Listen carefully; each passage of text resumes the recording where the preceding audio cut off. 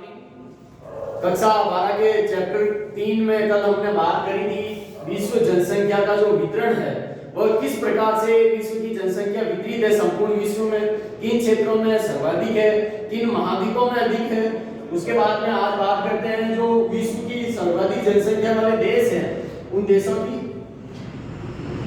सर्वाधिक जनसंख्या वाले देश। अगर आप संपूर्ण विश्व में सर्वाधिक जनसंख्या वाले देश की बात करेंगे तो उन 10 देशों में, अगर 10 देश की बात करते हैं सर्वाधिक जनसंख्या वाले, तो उनमें से 7 एशिया महाद्वीप के आएंगे। तो इस फैक्ट के आधार पर भी आप यह कह सकते हैं कि जो एशिया महाद्वीप है उस महाद्वीप में जनसंख्या का संकेंद्रण अधिक है और जो सर्वाधिक जनसंख्या पाई जाती है वह एशिया महाद्वीप में पाई जाती है। उसके बाद में अफ्रीका महाद्वीप का नाम आता है, अफ्रीका महाद्वीप में सर्वाधिक जनसंख्या है। फिर उसके बाद में अमेरिका, महाद्वीपों के नाम बता रहा हूं। उसके बाद में यूरोप और ऑस्ट्रेलिया।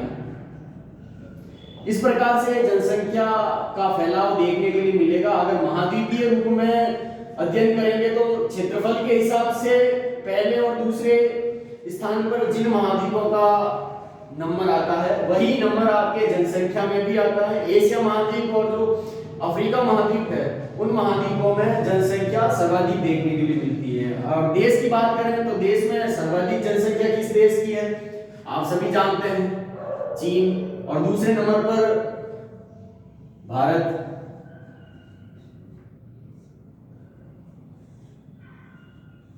फिर तीसरे नंबर पर अमेरिका,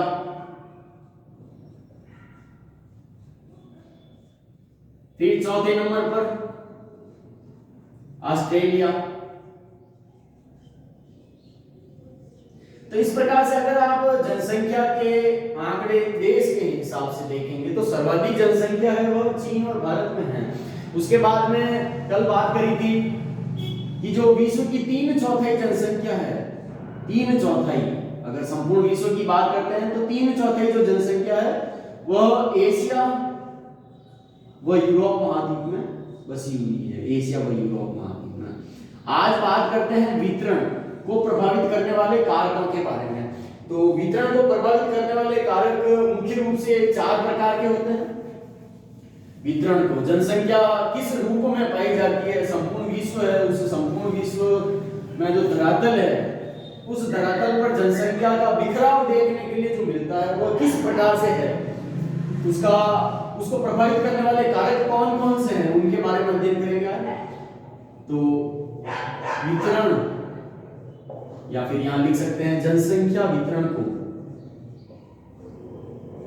जनसंख्या वितरण को प्रभावित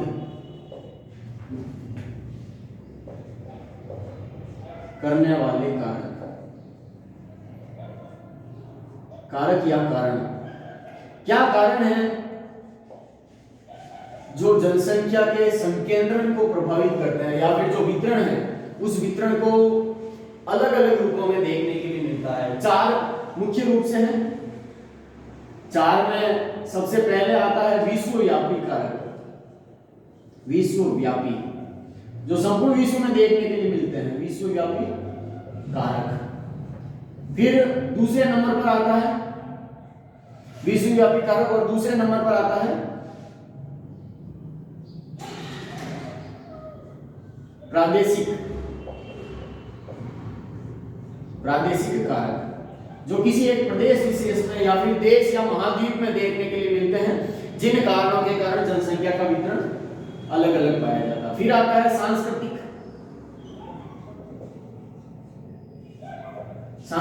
कारक।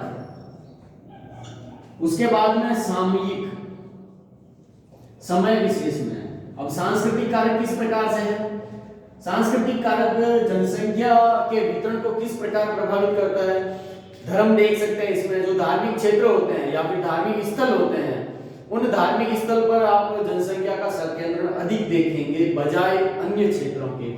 तो इस प्रकार 1 विश्वव्यापी, 2 प्रादेशिक, तीसरे नंबर पर आता है सांस्कृतिक और चौथे नंबर पर जो सामयिक कारक आ रहा है वह जनसंख्या के वितरण को प्रभावित करता है। अब पहले बात करते हैं विश्वव्यापी कारकों के बारे में। विश्वव्यापी कारक, विश्वव्यापी कारक है, इनको भी अलग अलग भागों में बांटा गया है। जिन क्षेत्रों में समुद्र से ऊंचाई, मैं यहां लिख देता हूं पहले, समुद्र से ऊंचाई, फिर है धरातल, उसके बाद में अवस्थिति,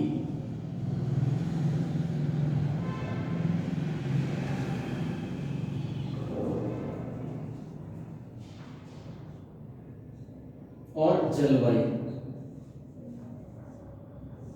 ये चार मुख्य रूप से विश्वव्यापी कारक है जो जनसंख्या के वितरण को प्रभावित करते हैं। अब सबसे पहले अवस्थिति को लेते हैं 1 नंबर पे। अब ये अवस्थिति किस प्रकार जनसंख्या के वितरण को प्रभावित करती है? संपूर्ण विश्व है, उस संपूर्ण विश्व में आप किस महाद्वीप में निवास करते हैं, उस महाद्वीप की स्थिति क्या है, और उस महाद्वीप की स्थिति किस गोलार्ध में है, या फिर सूर्य से आने वाली जो किरणें हैं वह किरणें वहां कितना अपना प्रभाव छोड़ रही है, उसके आधार पर जनसंख्या का वितरण देखने के लिए मिलता है। अब ये मोटे रूप में आपको विश्व ऐसे देखने के लिए मिलेगा। इसमें जो अवस्थिति का कारक है, अब अवस्थिति कारक मैं यहाँ पर 0 डिग्री इक्वेटर लाइन खींच लेता हूँ। अब ये जो 0 डिग्री इक्वेटर है, इससे आपकी स्थिति क्या है, जिस देश में आप निवास करते हैं या फिर जिस भौगोलिक क्षेत्र में आप निवास करते हैं, उस भौगोलिक क्षेत्र की अवस्थिति कहाँ पर है। अब वह यहाँ उत्तरी भाग में अधिक होगा, उसका जो विस्तार है वह उत्तरी अक्षांश में अधिक होगा अगर, या फिर दक्षिणी अक्षांश में अधिक होगा। दक्षिणी अक्षांश तो है नहीं, कल हमने बात करी कि दक्षिणी गोलार्ध में जलीय भाग अधिक है और उत्तरी गोलार्ध में स्थलीय भाग अधिक है, तो जो दक्षिणी गोलार्ध है वहां तो आपकी स्थिति होगी नहीं। उसके बाद में बात करते हैं उत्तरी गोलार्ध की, तो उत्तरी गोलार्ध में अगर आपके उत्तरी अक्षांश, कल बात करी थी 60 डिग्री उत्तरी अक्षांश, 20 से लेकर 60 डिग्री अक्षांश, जो 20 से लेकर 60 डिग्री उत्तरी अक्षांश है, उन उत्तरी अक्षांश के बीच में ही जनसंख्या का लगभग 80% भाग निवास करता है। विश्व की जनसंख्या का 80% भाग निवास करता है। किन कारण से? क्योंकि ये जो 60 डिग्री इक्वेटर है, इसके ऊपर सूर्य की किरणों का तिरछापन ज्यादा बढ़ जाता है, तो यहां पर आपको शीत ऋतु देखने के लिए मिलेगी। शीत, अभी जो शीत क्षेत्र है यहाँ पर लोग बहुत कम निवास करेंगे। क्यों कम निवास करेंगे? क्योंकि ये जलवायु जो है वो कठोर है। उसके बाद में धरातल, जहां आप निवास करते हैं वह धरातल कैसा है? पथरीला है, मरुस्थलीय है, या फिर मैदानी है, पर्वतीय है, किस प्रकार का धरातल है, उस धरातल के आधार पर पर्वत है या फिर मैदान है या फिर मरुस्थलीय भाग है, पथरीला मैदान है, पथरीला भाग है। अब ये जो रूप है, इन रूपों के आधार पर भी जनसंख्या का वितरण प्रभावित होता है। उसके बाद में जलवायु आता है।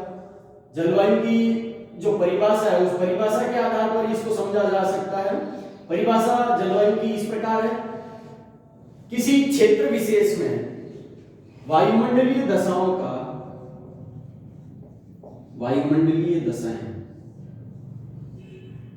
वायुमंडलीय दशाओं का दीर्घकालिक परिवर्तन, दीर्घकालिक परिवर्तन।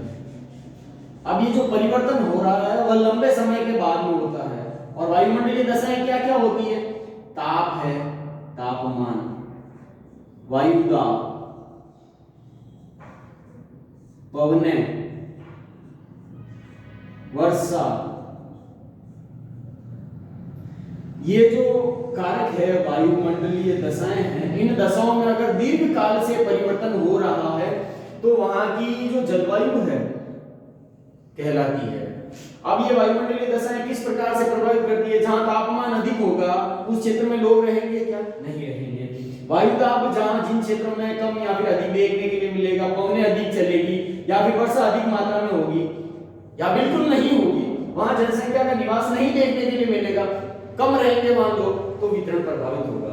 उसके बाद में बात करते हैं समुद्र तल से ऊंचाई या फिर समुद्री भाग है, उन समुद्री भाग से जो क्षेत्र ऊपर उठे हुए हैं उन क्षेत्रों में लोग अधिक निवास करते हैं। पर्वतीय भाग ले लीजिए, कल बात करी थी 500 मीटर की ऊंचाई तक लोग निवास करते हैं, समुद्र तल से 500 मीटर की ऊंचाई तक। क्यों?